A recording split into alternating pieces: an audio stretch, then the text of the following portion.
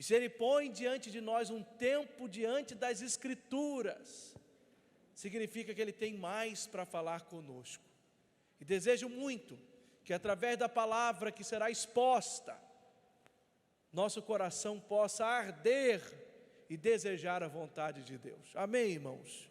Então vamos ler as Escrituras. O verso bíblico diz assim: depois disso, o Senhor falou a Noé, depois de ter dado as orientações sobre a construção da arca. Depois dessas orientações, Ele disse o seguinte: entra na arca, tu e toda a tua família, pois tenho visto que és justo diante de mim nesta geração. Vamos ler juntos esse versículo, irmãos? Depois disso, o Senhor falou a Noé: entra na arca, tu e toda a tua família, pois tenho visto que és justo diante de mim nesta geração.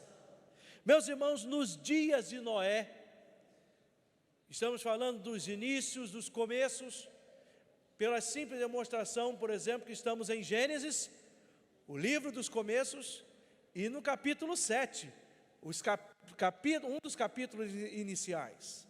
Nos dias de Noé, irmãos, o pecado tomou conta da humanidade.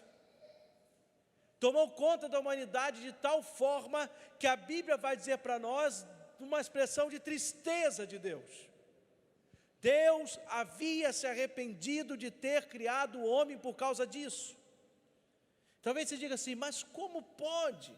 Deus que faz tudo, que sabe tudo, que expressa tudo na sua sabedoria, como Deus pode se arrepender de alguma coisa?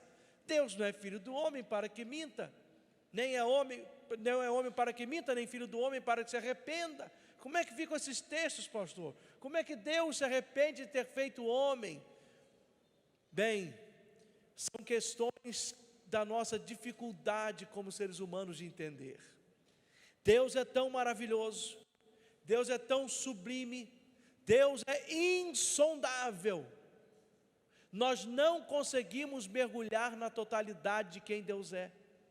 Então, para ter um registro bíblico diante de nós, e para que a gente consiga entender as expressões do sentimento de Deus, no registro bíblico, Deus permitiu ao ser humano que a Bíblia viesse a nós na linguagem humana, e Deus permitiu àqueles que escreveram que registrassem usando sentimentos humanos para falar sobre Deus, para a gente entender o que Deus estava sentindo. E também Deus permitiu, por exemplo, que na Bíblia fossem registradas formas humanas para falar sobre Deus. Por exemplo, os ouvidos do Senhor estão atentos, a mão do Senhor não está encolhida. Olha, como é que a mão do Senhor não está encolhida? Como que os seus ouvidos não estão atentos? Se Deus é espírito, ouvido é coisa de corpo, mão é coisa de corpo. A Bíblia permite isso para nós. Deus deixou o seu texto ser assim, usar expressões humanas, sentimentos humanos, formas humanas, para a gente entender o que estava passando. Então aqui a forma do registro, não é que há um Deus que faz coisas erradas, porque Ele não faz coisas erradas. Não é um Deus que dá um passo para trás, porque Ele precisou voltar, como um exército, meia volta, volver, não é? Voltou para um lado para ir outra direção, não. Deus não precisa disso. Deus tem tudo sob controle. Nada pega Deus de surpresa. Ele é dono de todas as coisas, Ele é Senhor absoluto, todo o poder, todo o conhecimento, toda a autoridade. O mundo está em suas mãos. Mas Deus criou a humanidade e permitiu à humanidade tomar decisões, permitiu aos seres humanos construírem as suas relações, permitiu ao ser humano fazer interpretações do mundo e de tudo aquilo que estava diante dele. E o ser humano desde sempre escolheu praticar o pecado. Então o autor registra para a gente: Deus olhou para esse quadro de dissolução. Esqueci a palavra. Queria falar uma palavra tão bonitinha. Desolação. Oh, agora pegou. Deus, olha, essa é bonita, hein? Deus olhou para esse quadro de desolação. Viu? É porque, gente, eu tenho que fazer isso para vocês participarem. Vocês têm que entender a didática. É desolação. Comecei com D e fiquei preso. Desolação. Vou até repetir o gesto. Deus olhou para esse quadro de desolação. Agora com vocês juntos vai melhor.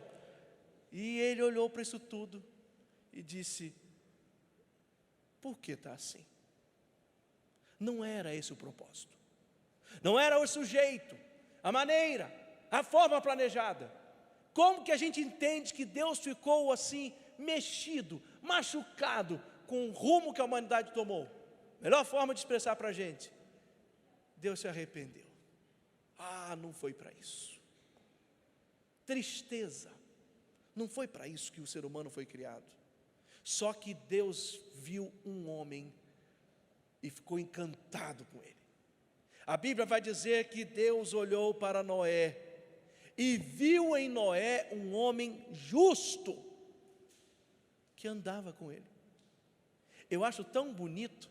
Eu tenho feito estou rabiscando alguma coisa sobre as expressões de homens que andaram com Deus. Começando a preparar um estudo para nós. Homens que a Bíblia disse andou com Deus. Noé é um. Ele andava com Deus. Então, quando Deus decidiu destruir tudo, porque ele estava, olha só, desolado, agora não esqueci mais. Quando ele decidiu destruir os homens perversos e pecadores, ele lembrou de Noé e mandou que Noé construísse a arca. Eu não vou dar aqui todos os detalhes, mas vocês lembram bem que Deus foi tão específico que Ele deu até a divisão, 3 andares, uma porta lateral, um espaço para ventilação em cima de meio metro.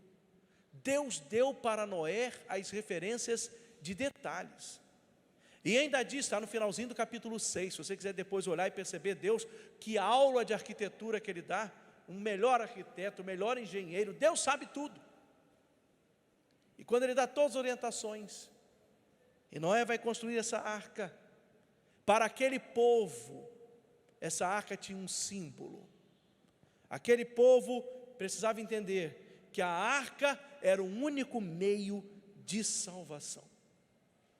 Então a arca passa a ser um símbolo daquilo que poderíamos entender e olhar lá na frente. A arca também era um símbolo de Jesus Cristo. Nós chamamos isso de um tipo de Cristo, uma tipologia. Você olha para a arca e você vê Jesus. Quer ver uma outra tipologia? Vocês lembram de Abraão com seu filho? E quando Isaac estava indo para o sacrifício, a Bíblia diz que ele colocou e ele estava carregando a madeira do sacrifício, a lenha. Olha, Cristo depois carregou o madeiro, carregou a sua cruz. Então, quando a gente olha para essa imagem, é Abraão e Isaac mesmo, são eles. Mas o que aconteceu com eles ali no Antigo Testamento, nós conseguimos perceber o que lá na frente está revelado em Cristo Jesus. A arca não é Jesus, é a arca, construída com material que Deus mandou. Mas o acontecimento arca sinaliza, simboliza, tipifica a salvação em Jesus. Porque a arca era o único meio de salvação. E nesse tempo, nós sabemos que Jesus é o único meio de salvação. Noé, irmãos, ele pregava a arca como uma última chance. E nós pregamos a Cristo. Evidentemente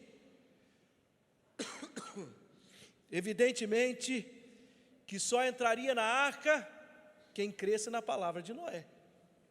Se não cresce, não entraria. Se não cresce na segurança daquela embarcação, se não se arrependesse da condição do seu pecado, entrar na arca era um ato público de renúncia. O resfriado está me dando uma coça, mas eu que vou bater nele, que eu vou pregar até o final. Tudo isso,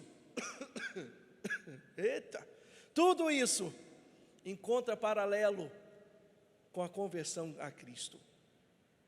Cabe lembrar também, e algo muito interessante para a gente observar, se você depois puder ler a primeira epístola de Pedro, lá no capítulo 3, você vai ver lá nos versos 20 e 21, que Pedro faz uma comparação da arca com o batismo. Olha que bonito. Estão percebendo como aqui na Bíblia nada está isolado? Ele faz uma comparação da arca com o batismo. A arca de Noé é um grande tipo de salvação que Jesus traria para a humanidade. Assim como Noé, irmãos, ele entrou na arca com sua família, com os animais, conforme a orientação de Deus. Jesus também é a arca da salvação. Quem entra em Jesus encontra a salvação. Há comparações muito bonitas da arca com a salvação. Eu não vou falar todas possíveis, nem daria conta disso, mas eu quero só destacar 3 para a gente hoje. A primeira delas, a arca foi uma providência de Deus para a salvação. Por que foi providência de Deus, irmãos? A arca não foi ideia de Noé, não. Foi Deus que mandou Noé construir. Não, Noé não ia amanhecer um dia, ai que vontade de construir uma arca hoje. Vou construir um barco gigante, que vá que chove. E se chover muito, não foi ideia de Noé. Essa visão, e demorou para acontecer o dilúvio. A gente não pode fazer uma afirmação taxativa de data, mas há um período entre a ordem e o dilúvio. O dilúvio veio quando ele estava com 600 anos. Ele caminhava para 500 quando veio a palavra e a orientação para ele começar a construir, arredondando aí uns 100 anos de distância. Ah, meus irmãos, Deus deu toda a informação. Mas sabe o que estava acontecendo? Jesus estava sendo sinalizado pela arca também, porque eles entendiam de que havia uma promessa, havia um direcionamento, havia uma palavra anterior, lá do capítulo 3, porém inimizade entre você e a mulher, entre a sua descendência e a descendência dela, ela ferirá a cabeça, você lhe ferirá o calcanhar. Jesus sempre foi o plano de Deus para a redenção da humanidade, sempre foi. Não é o plano B, deu errado, agora vão inventar Jesus. Não, Deus não trabalha assim. Jesus sempre foi o plano redentor de Deus para a humanidade. Todos que têm Jesus, todos, têm suas vidas salvas, como todos que estavam dentro da arca. Pena que naquele tempo só foi a família de Noé. Pena, porque todos os outros estavam perdidos na perversão. Mas todos que estavam dentro da arca foram salvos. Os animais e a família de Noé. Meus irmãos, a arca é uma providência de Deus para a salvação. Não tenho como negociar essa palavra. Não tenho como camuflar essa verdade. Só há salvação para quem está dentro da arca que se chama Jesus Cristo. Dentro dessa arca está salvo. Fora dessa arca não está salvo. A arca é providência de salvação para o povo. Jesus é a providência definitiva, suficiente, cabal para a salvação da humanidade. Segundo lugar, a arca foi evidência do juízo de Deus. Todos que estavam dentro da arca não experimentaram o juízo. Está dentro da arca, experimentou a arca. Talvez você diga, pastor, coisa triste ficar dentro daquele barco com aqueles animais. Devia ter animal barulhento? Claro que devia. Animal, como é que é esse povo o tempo todo? E vão passando os dias, imagina, 30, 40, chuva que desce, imagina o cheiro que devia estar dentro da arca, o trabalho que daria para aquela família, para cuidar da limpeza da arca. Mas irmãos, eles estavam num lugar que tinha suas lutas e trabalhos e demandas naturais, de conservação do ambiente, mas estavam fora do juízo. É melhor estar na arca do que afogado pelo dilúvio. A arca foi refúgio nos dias de Noé. Jesus é o verdadeiro refúgio para o juízo de Deus. Quem está em Cristo, nova criatura é. As coisas velhas passaram e tudo se fez novo. Quem está nessa arca vive essa experiência. E estando em Cristo, sendo nova criatura, a Bíblia também dirá em Romanos: portanto já não há mais nenhuma condenação para os que estão em Cristo Jesus. Quem está na arca não experimenta o juízo do dilúvio. Quem está em Cristo não experimenta o juízo de Deus, porque já passou da morte para a vida. Nós somos salvos porque já estamos em Jesus. Nós não seremos declarados salvos no juízo final. No juízo final nós teremos a plenitude da vitória, porque nós já somos salvos, nós já somos justos, nós já estamos em Cristo, nós já somos novas criaturas. Não há condenação para nós. O dilúvio não nos alcançará. Nós estamos dentro da arca, irmãos, mas nós estamos na arca. Essa é a diferença. Nós estamos em Jesus. Agora a arca foi evidência de juízo.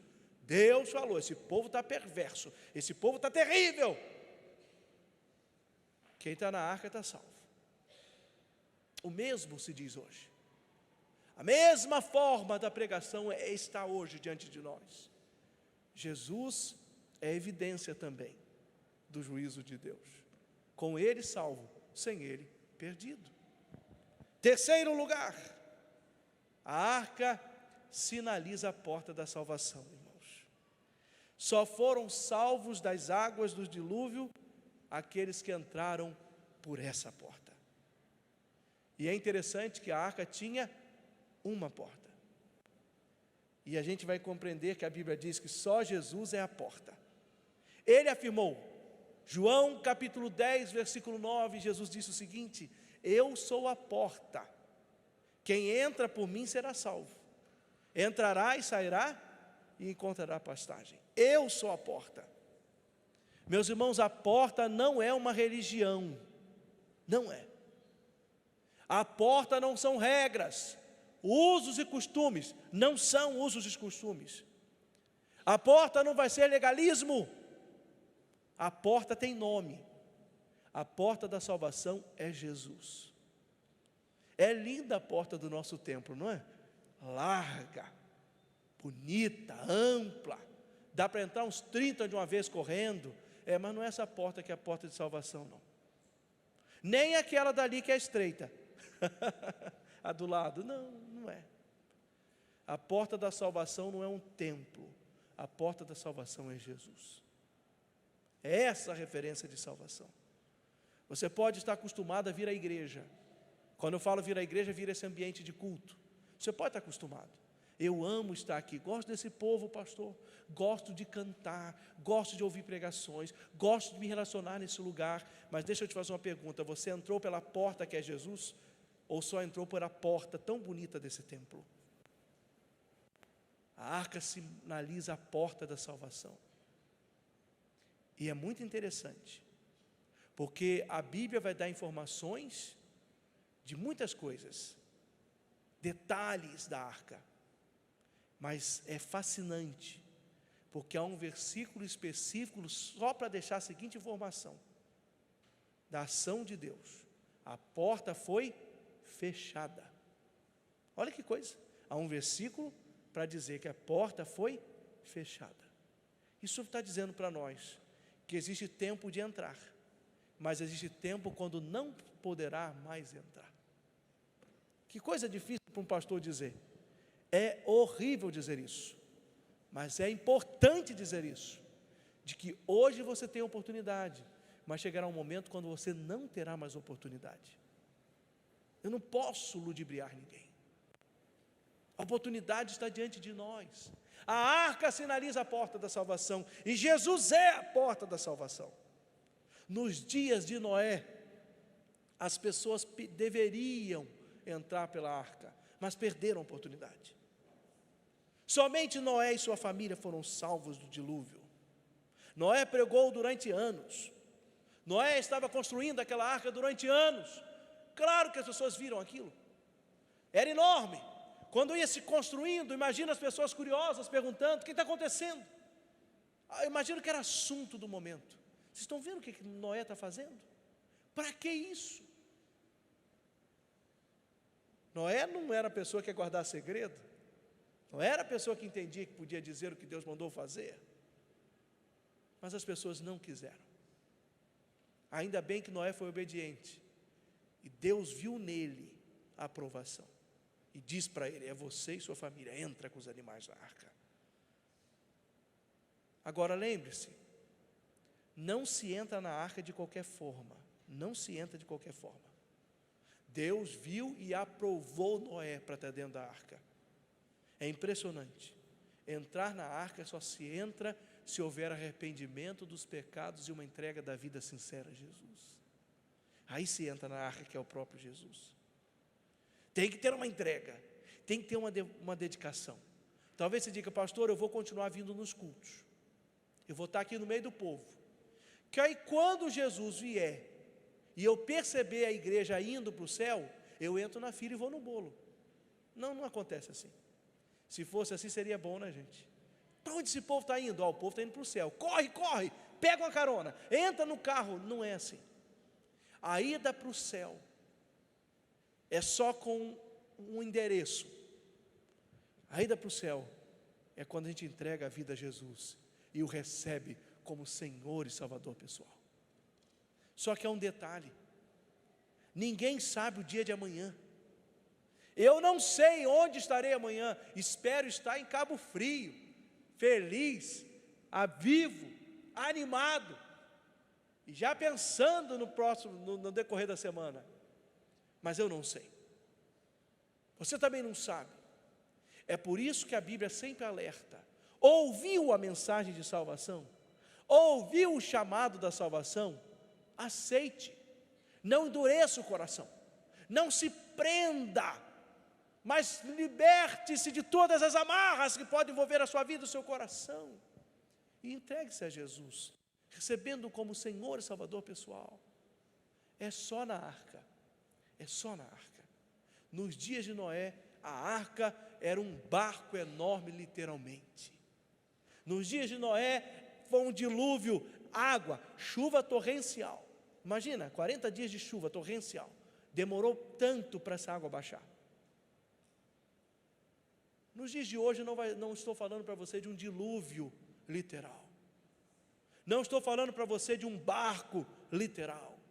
Mas estou falando para você da verdade, daquilo que é real, mesmo não sendo uma comparação literal. É real, é verdadeiro que a humanidade anda perdida em pecado.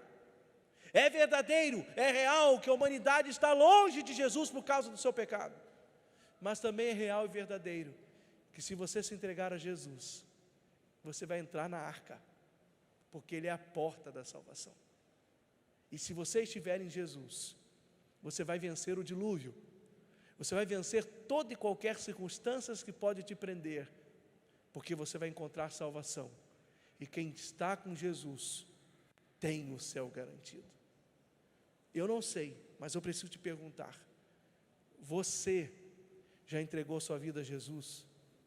Usando a linguagem da arca, você está dentro da arca ou ainda está do lado de fora? Você já passou por essa porta? Você já entregou a sua vida a Jesus e o recebeu como seu Senhor e Salvador pessoal?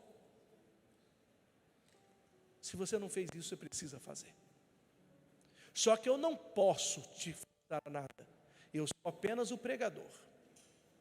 Eu não posso induzir você a nada. Eu só posso dizer a você a verdade. A igreja não pode te forçar a nada. Ela só pode ser instrumento para Deus usar e Deus trabalhar o seu coração. Mas o Espírito Santo de Deus está tratando com você nessa noite. O Espírito Santo de Deus está falando algo no seu coração. Eu não tenho dúvida. De repente você está assim: pastor, eu estou sentindo mesmo, sabe? Essa palavra está mexendo comigo. Eu estou entendendo a minha condição. Eu estou compreendendo. Eu estou entendendo. Quem o Espírito Santo de Deus está falando está entendendo, eu não tenho dúvida. O Espírito não erra. E está só dizendo para você: vem, está na hora. Está na hora do seu encontro com Jesus.